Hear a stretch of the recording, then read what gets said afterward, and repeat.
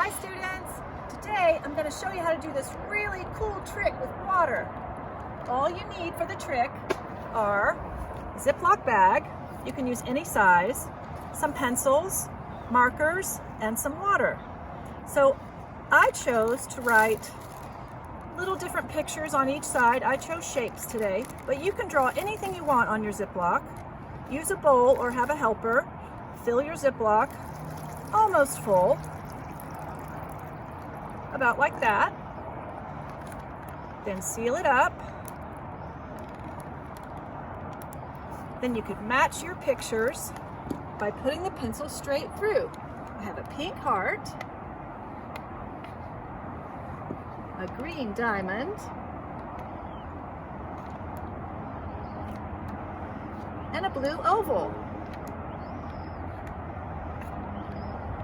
What?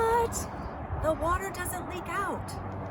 It doesn't leak because the plastic bag is made of something called polymers. They're like little chains that are really bound together tightly. So when you put the pencil through, the polymers squeeze around the pencil right away, preventing a leak. But you can just tell your friends and family that you're magic. Did you happen to see my secret helper on my science table today? See you next time.